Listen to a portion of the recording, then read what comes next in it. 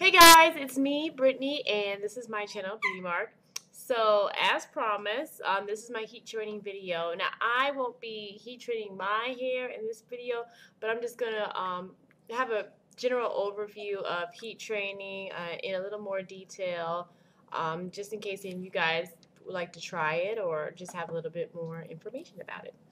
So, the reason I took so long to come out with this video is because, once I really started writing everything down, like what I was going to say, I would figure, I was like, wow, this is a little more complicated than I thought, which is good because, it allows me to just give you guys more information. So anyway, so I did write a lot of this down.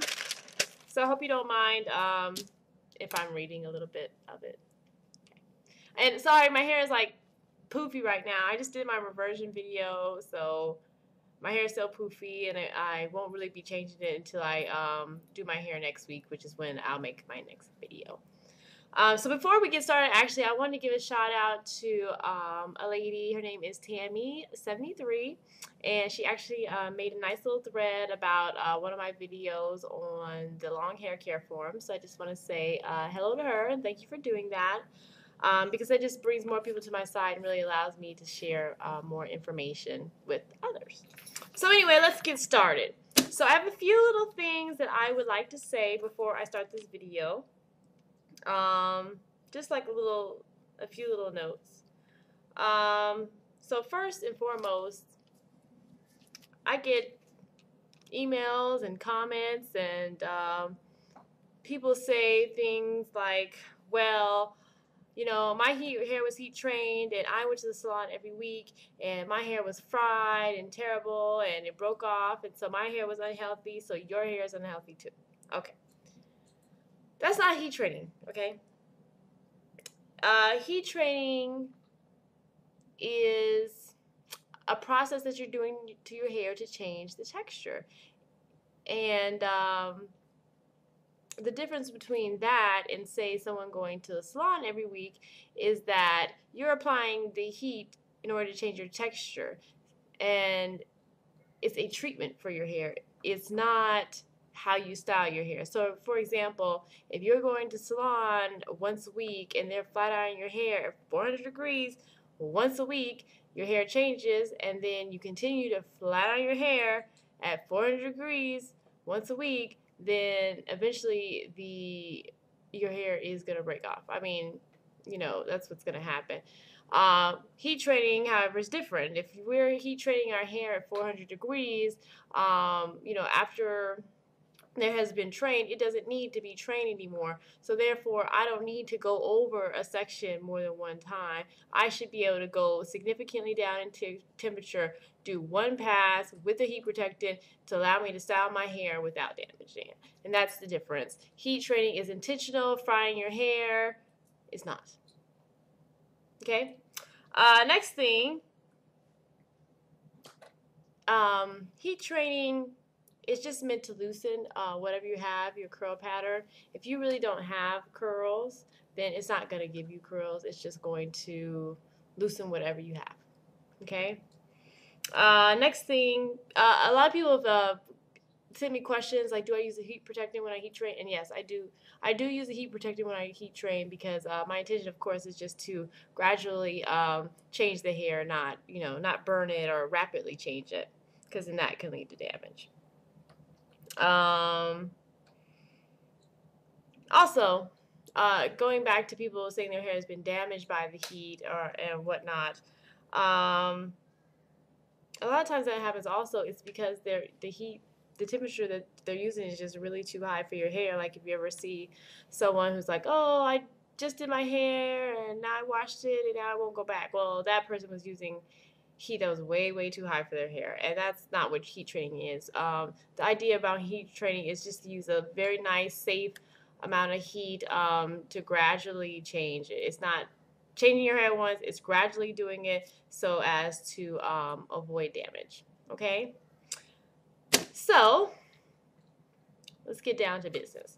So, I think I'm probably going to split this into two or three videos. But anyway, just to get started, One of the main issues behind heat training really is the amount of heat that you should use, like as far as the temperature and also how frequently you should do it. So I'm just going to address now, some ways to help you decide the best way to do that. So I wrote down like a little gauge here, a little chart. Now this is not law by any means. This is just, some recommendations. And this is basically a chart stating like the amount of heat that you should use depending on your type of hair. Okay. So to get started, and oh, I got this from like just looking at kind of like the boxes of my heat appliances and just seeing what was recommended on there as far as the type of heat that should be used on certain hair types. So if your hair is very fine or even very thin, it's probably best to use a temperature that is not too high. So for that, I would say anywhere from maybe like 200 to 275 degrees.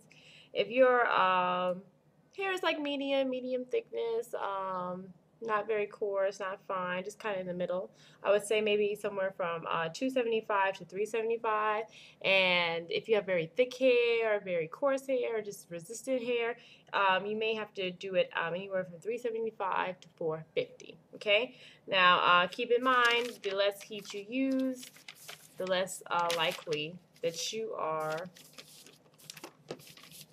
that you'll get heat damage, pretty much.